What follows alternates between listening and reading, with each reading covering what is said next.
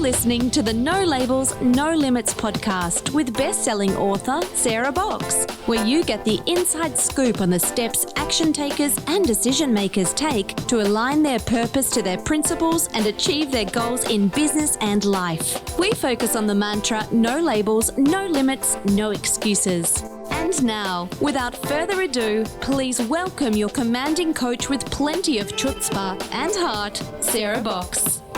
Hi there, this is Sarah, and thank you so much for joining us for this episode of the No Labels, No Limits podcast, a podcast all about shedding our limiting labels and beliefs so we can live authentically and into our full potential. This week, we are joined by Frank Forencich, and Frank is an internationally recognized leader in health and performance education. He earned his BA at Stanford University in human biology and neuroscience. The neuroscience part is super interesting to me, and has over 30 years of teaching experience in martial arts and health education. He holds a black belt ranking in karate and aikido and has traveled to South Africa on several occasions to study human origins and the ancestral environment. He's a member of the Council of Elders at the MindBodyEcology Collective and a Diplomate, member of the American Institute of Stress, which will be a big focus of our conversation today. He's presented at numerous venues, including the Ancestral Health Symposium, Google, the Dr. Robert Conn Heart Conference, and the Institute of Design at Stanford University. He's a former columnist for Paleo Magazine and is the author of numerous books about health and the human predicament, including his book, Beware of False Tigers, which we're going to talk about today. And that's a book about focus, responding appropriately to the right tigers in the right proportion at the right time. I have many questions about that. So with that, let's welcome our guest, Frank Forencich. Frank, how are you? I'm doing great and delighted to be here with you today. I'm excited to have you on this episode. I also got more and more intrigued when I did research and read more about you. Your background is varied, to say the least. Mm-hmm. But I like to start by asking all our guests a question about, with everything you have going on, writing, teaching, all of that, is there something that you do every day that keeps you focused on your own big goals and dreams? Yes, I'm a movement person, and I move every day. And I used to call this exercise, but now I call it movement. And I do movement snacks every day. So that is what keeps me focused. And I will, of course, like everyone, spend a lot of time on the computer, but this is always broken up by movement. And at the end of a movement snack, I've always got a renewed focus about what I'm trying to do. So that is really helpful for me. It's a great practice. And I know a lot of people like the word exercise and that like to do big blocks of exercise, but I find that doing these movement snacks is really helpful throughout the day. Okay, I want a little more info on that, because I agree with you that there's something. I want to know what you call a movement snack in particular, but there is something about movement, and it doesn't have to be in these long, heavy-duty intensives, but that it, like, your brain is just different when you're done with it. So talk about what is a movement snack for you, and how do you then reconnect that with your focus? Right. Well, I've got a background in the martial arts, so a lot of the moves that I do are simple shapes, reaches, punches, squats and lunges, those types of things, always aiming towards integration of the whole body. So the phrase they use in the athletic world is to get your hips talking to your shoulders. That's key, so that the spine now is a conduit of information between the hips and the shoulders. And now the whole body begins to function as a single unit. And the contractions of muscle actually feed the brain with these neurotransmitters and neurotropic hormones. So it's a win-win all the way around. How long is a snack? Oh, a snack can be just a couple of minutes all the way up to 15 minutes. And of course, I'm fortunate because I have a dog and he's always after me. He wants to go out all the time. So we do the walks, and that's great. Go to the park, do another movement snack, and feel pretty good by the end of that. And when you're done with that, how do you refocus? Well, for me, I'm pretty noise sensitive person, and I have a pair of noise canceling headphones, and I've used those over the years now, that when I sit down at my computer, boom, I put on the noise canceling headphones, and I know that that is my time to focus. So it's a nice concrete statement that I'm about to engage. And then when I start to lose my focus, take off the headphones and do another movement snack. So not so much about scheduling the movement snacks, but staying aware of what's going on with you and then responding to what you need to do in that moment. Right. Yeah. I let my body call the shots. And if I'm feeling fatigued, I'll honor that. And if I'm feeling focused, I'll go as hard as I can. So the reason I dig into that is I think the tendency can be the opposite, right? I'm tired. I just need to push on for another 30 minutes and it'll be done, versus saying, take a break. And my experience has been when I give myself a break, which I'm now going to call movement snacks. Thank you very much. When I come back, what I thought would take me 30 is 10 minutes, just because I'm not tired, I'm not struggling. And sometimes in those little breaks, like the insights happen. I'm thinking, oh, you're making this way harder than it needs to be, Sarah. Oh, yeah, that's absolutely true with writing, because I'll sit down to write and I struggle and I'm suffering and I'm trying to get the words out and nothing's happening. And I'm writing and deleting and writing and deleting. And then I take my movement snack and I come back in the house and I say, oh, I know what I was trying to say now. And then it comes. So. That's that thing of disengaging that talkative brain that's going, because, for me, and I don't have the years on the dojo that you do. I don't have anywhere near that. But I do know that when I can disengage my mind from its chatter, that things flow better. And then all of a sudden my subconscious is doing its thing and I come back and I'm going, okay. So thanks for indulging me and diving down in the movement rabbit hole a bit. It's a good one. So, but I do, you remind us that our world is full of tigers, what you call tigers, and those are stressors. But you say that only some of them are real, and that if we can learn the ways of the tigers, we will become stronger, wiser, and more resilient. Can you pull that apart and tell us what false tigers are, and then what are their ways? Right. Well, I always compare the modern predicament that we are experiencing with the paleo. So when I say the paleo, I'm talking about prehistory. I'm talking about human life before agriculture and before, say, 10,000 years ago. And during that time, during the paleo, we had plenty of stressors. But those stressors were simple and they were easy to understand. So we had real tigers, we had real carnivores, we had real wildfires, we had real encounters with gravity or fast water in a river, or maybe hostile tribes on the other side of the river, that kind of thing. But these stressors were always simple and they were always coherent, they were easy to understand, and there was never really much doubt. I mean, if a lion comes into your camp, you know what the stressor is, and there's really no confusion on that score. So now fast forward into the modern era, and what we've done, we've given ourselves all kinds of labor-saving devices, but we've also increased the stress load. A lot of the stressors now that we have are vague and hard to understand. It's different. A lot of these are abstract. You have computer viruses. You never know where they are or when they're going to bite you. You have fine print in the contracts. You have phishing attacks. You have scams. You have unknown toxins in the environment. All of these things are potentially tigers for us. And now we're tasked with sorting it all out. So that's an unprecedented challenge for humans in the modern world.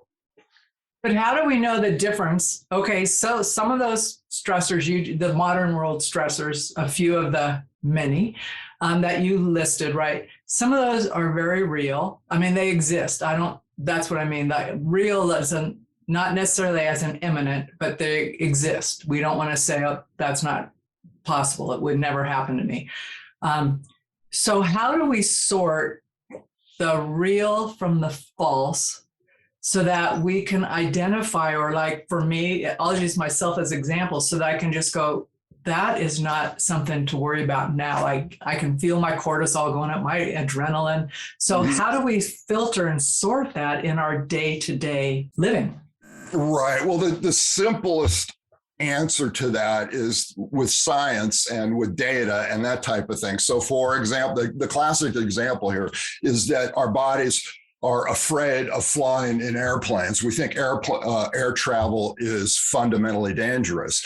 But if you do the research and look at the data, you realize that driving in a car is actually a lot more dangerous than flying in an airplane. So if you've got data and you've got facts that you can consult, then you've got a chance to make that determination. The problem is we often don't have enough information. And so we're forced to rely on the opinions of others or rely on our gut feelings. And it's a tremendous challenge. So I don't have all the answers on that, but we have to do our homework and our due diligence to the extent that we can.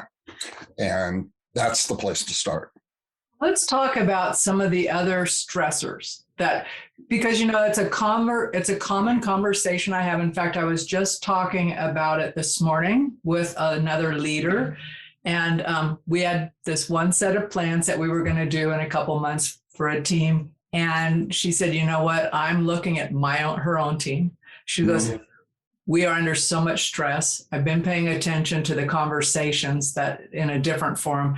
And she said, I think we need to really take a step back from the grind, my word, not hers, and just let people be, you know, like help them reconnect and some of that. So, but I know it's a huge challenge, Frank. And I know when you're looking at that in your book, you're really talking about some of that. So are there insidious ways that false tigers kind of, I think about it like your visual about the river, right? But are there insidious ways that false tigers start encircling our camp of safety and pulling our attention off? Does that make sense? Right. Yeah. And I think one of the characteristic responses to stress is inflating the size of the challenge and, in effect, making mountains out of molehills. I mean, we're all good at this. So that's something that once you know you have that tendency, then that's something that we can live with and maybe use to diminish the size of our stressors. But the total stress burden on the human animal right now is just unbelievable. I mean, we have stressors that we never had before in human history. Everything from the pandemic to this looming ecological collapse, all of these things touch us. They may not touch our bodies directly, but they touch what Native people call the long body. Our bodies are in effect bigger than they appear. So we affiliate with things outside of ourselves. When those things are threatened, then we feel that as stress. So that's, I think, the first solution is to give ourselves a break, because we are up against this crushing stress load and we expect ourselves to be able to deal with that. But that's asking a lot. I mean, we're asking a lot of ourselves in this, and we have to back off, I think. So oh man, you just said something I want to pull on that thread. Let's talk about the long body. Okay. And the ancient people. And I don't know who's listening at this moment or who's listening in the future, but I have questions about that, because I know just here, not from science, but that's a real deal, right? We are affected by things. We're affected by our environment, the people we talk to, all of that. How big is our long body? So for instance, is it clear over to people in other places? How big is this body that I'm getting the vibrations and all that stuff affecting me? That's a great question, because in stress science, they usually talk about stress is triggered when there's a perceived threat to the organism. But the organism is, in effect, a lot bigger than we think. And the key word in all of this is continuity. You hear biologists talk about the continuity of the body with habitat. We're so just incredibly sensitive to minor fluctuations in our habitat.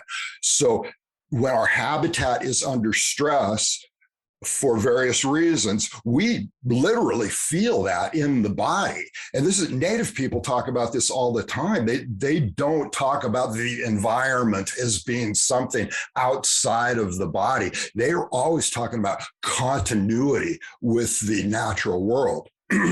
So you hear all the time saying, I am the land is me. I am the river is me. I am the forest is me. And when those things are threatened, we feel it too. But it's the same thing with our social environment too. We're such hyper social creatures that when anybody within our orbit, within our circle is threatened, we feel that as a stress too. And of course, all of this is on steroids because of social media and everything else. So now the long body is in effect as big as the world, as big as the planet, and something that happens in Ukraine or in Afghanistan or wherever it is will have a pronounced effect on our own bodies. And that also is unique in human history. So when people aren't aware of that, and I don't know if you remember, it's not been that long, it's a couple of years ago. I grew up in California. I now live in the next state over. It's all the same to me. It's the mountains there. So we are in the late fall and raging fires, just raging fires up and down. But I cannot even tell you the profound sadness and grief, right? I'm sitting there thinking, oh my God. And it was just profound sadness and grief, right? Mm-hmm. For the earth, for all of it. And I couldn't put my finger on it. My husband said, do you want to go over and see your family? I said, I can't go to California right now, honey. It's too sad for me. And he goes, we're not going to be near the fires. But it was this whole thing of like, I'm grieving. And then I thought, or I'm nuts. I'm not sure which. So that's why I wanted to know, like, how far and how deep is that? And then you do see it, like with Ukraine and the people here suffering, or Afghan. I mean, we're in the midst of all of this, Frank. Right. Yeah. And then our defense mechanism, a lot of times, is to deny those things are happening, to isolate ourselves from the world. And that may be something that you can do in the short term, but it's definitely not a long-term solution for living any kind of meaningful life. So in effect, we have to feel those things, and we have to suffer some of that as well. I think it just comes with the territory now. So what are some of the other consequences of this massive social stress we're feeling? Right. Well, the first one on my list is called reversion to the familiar. And this is actually really huge. And in the first place, we know this because we do it every day. If you're having a hard day, what do you want to do? You want to go home to your living room where it's a safe, familiar place, and you want to eat the same foods you're familiar with and read the same books and watch the same movies and do the whole thing that you're familiar with.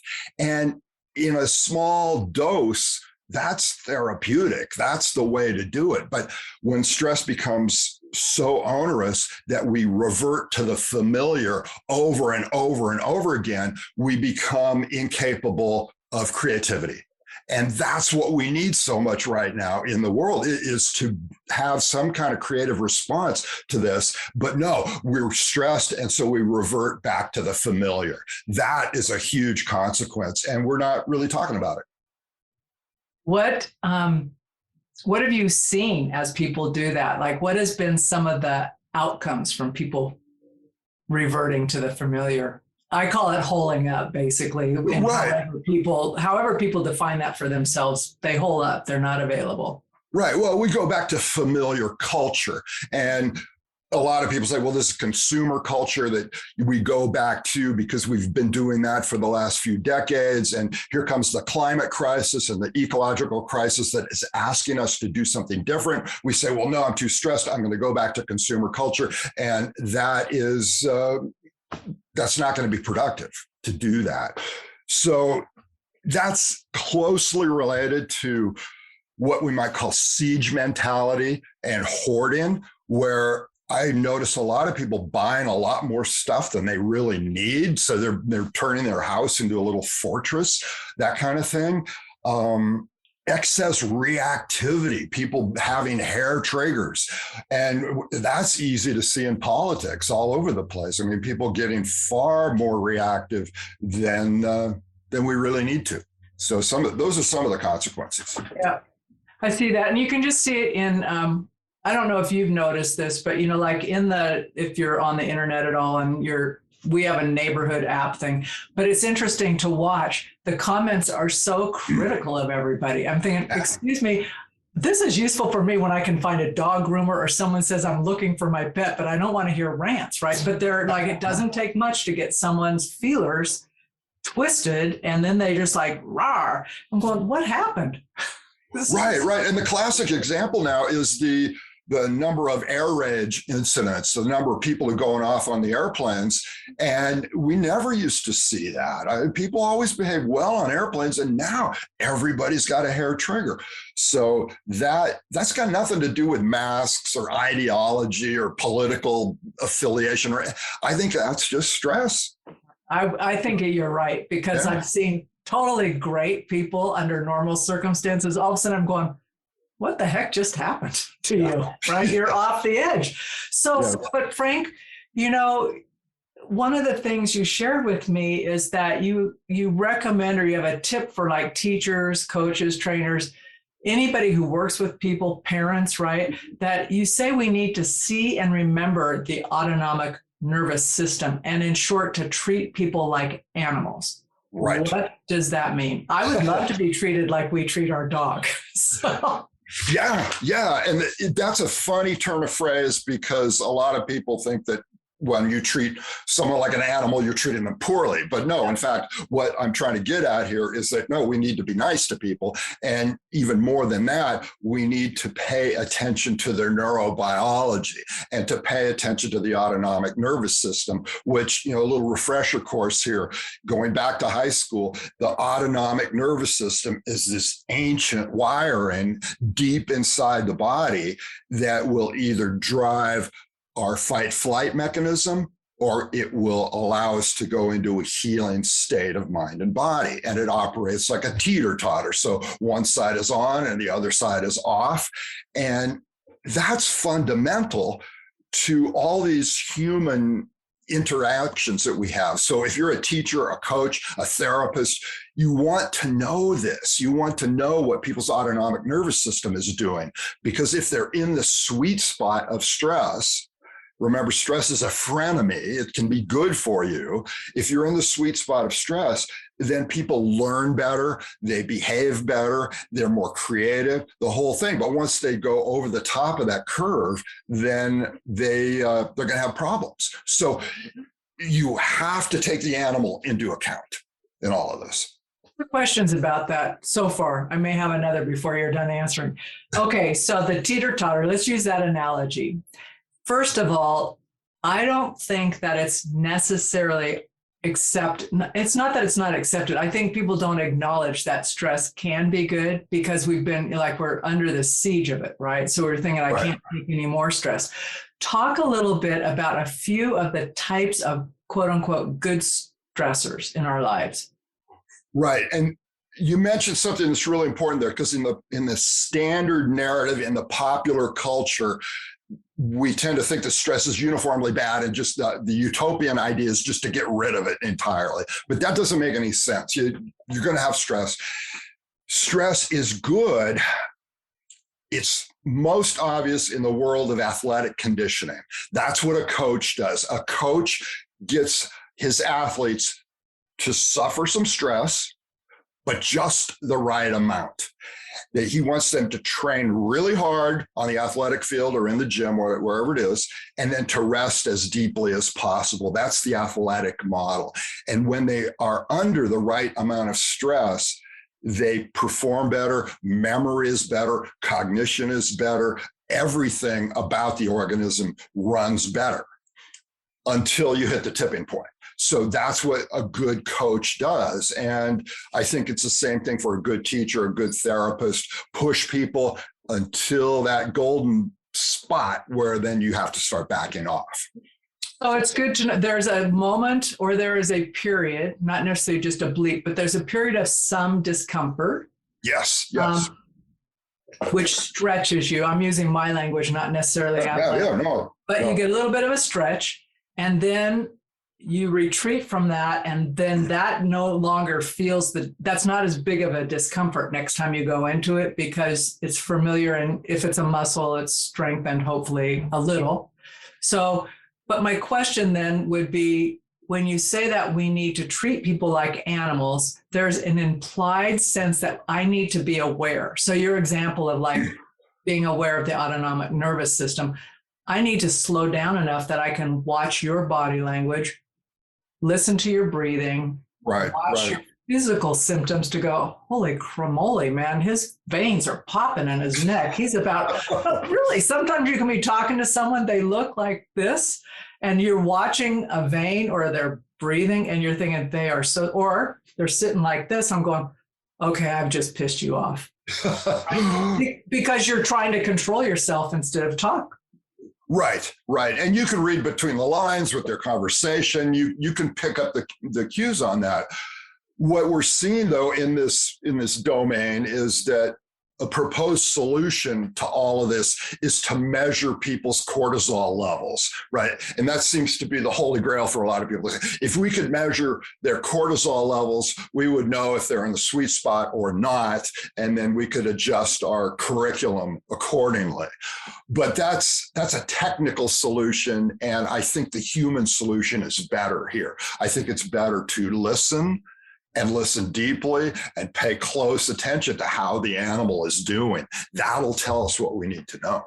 Oh, listen, pay attention. Yeah. And verify, right? I could make assumptions that something you're doing is because of something else, and I could be totally wrong. Right.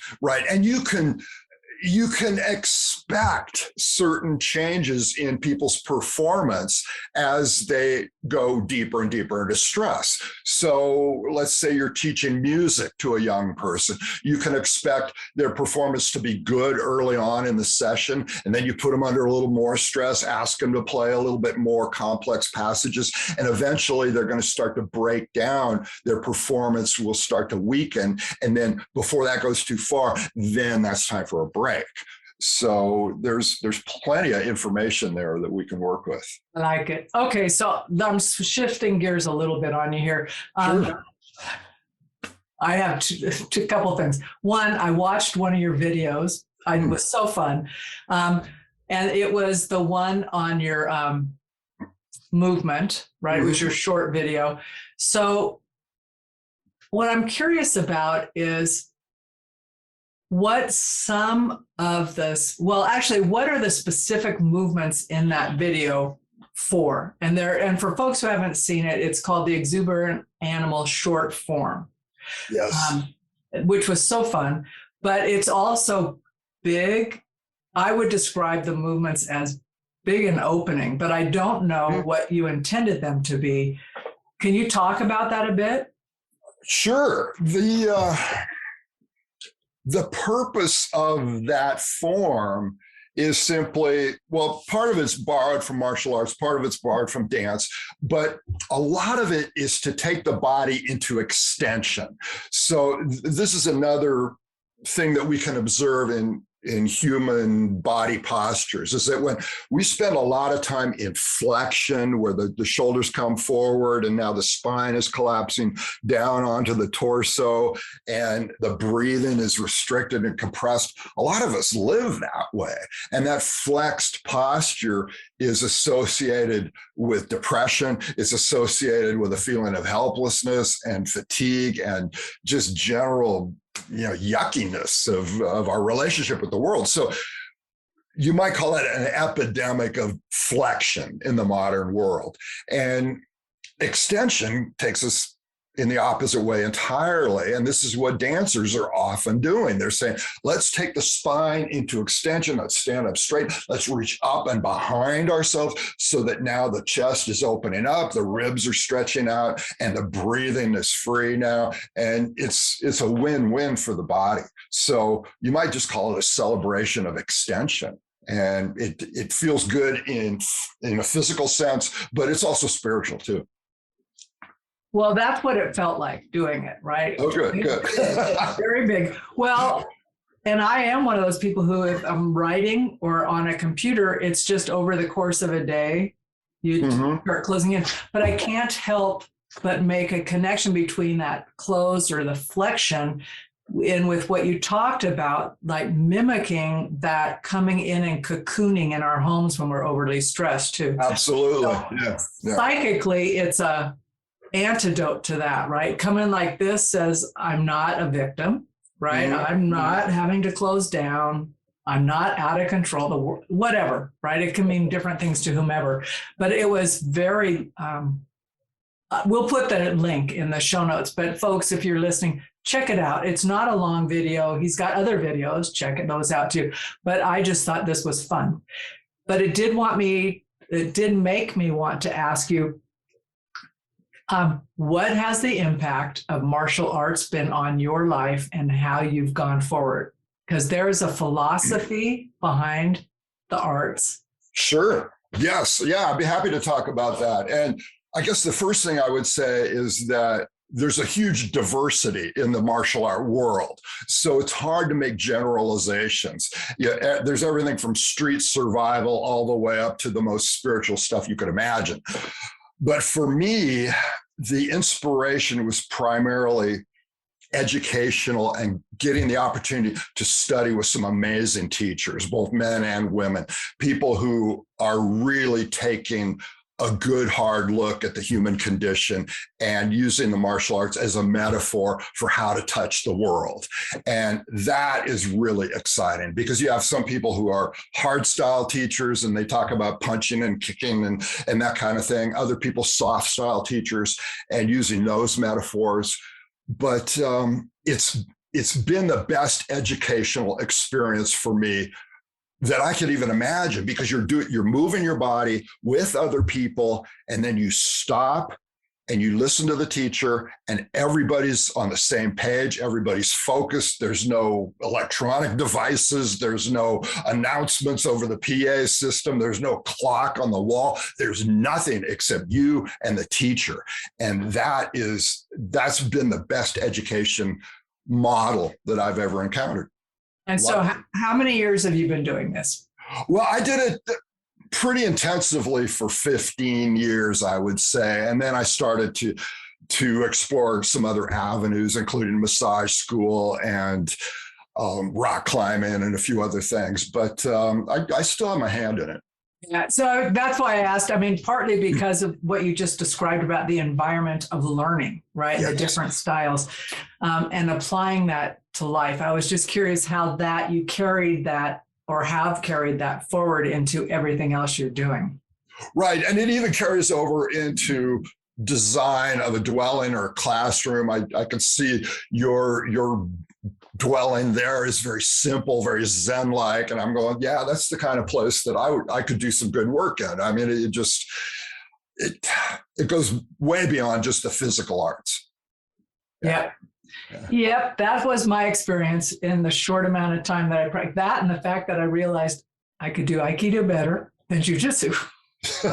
I was not good at falling, rolling better. But anyway, off track here. So what would be one last word for this interview, last word that you want to leave our listeners with? Relating to stress. I take some inspiration from an unlikely place.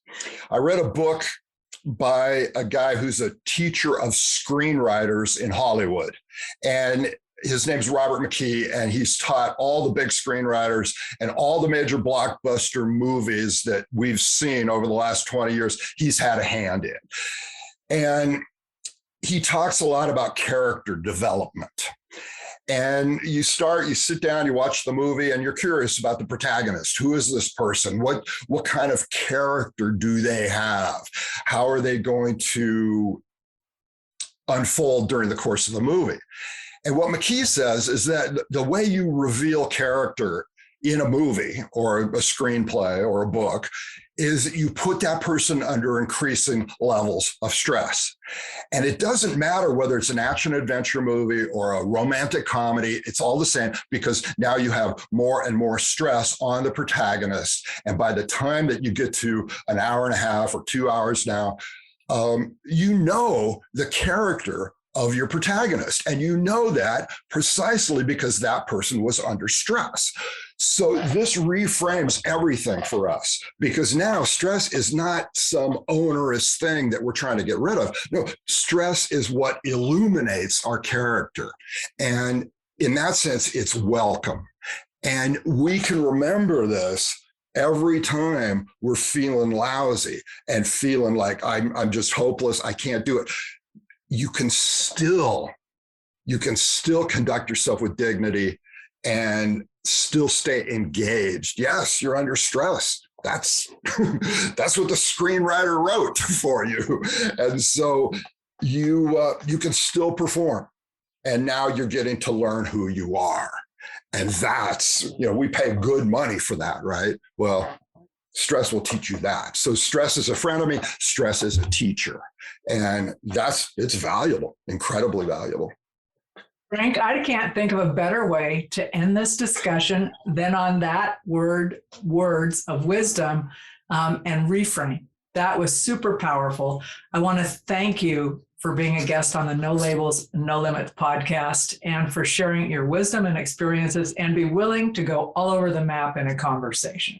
Well, it was a real pleasure. I really enjoyed this. So hope to be in touch. You've been listening to the No Labels, No Limits podcast with best-selling author, change agent, and strategic vision coach, Sarah Box. You can grab the show notes and find out how to work with Sarah at sarahbox.com/No Labels, No Limits podcast. We'd love this podcast to reach as many people as possible. So please remember to rate, leave a 5-star review, and share the podcast with someone you think would get value from this conversation. Until next time, keep taking those daily action steps to align your purpose to your principles and achieve your goals in business and life.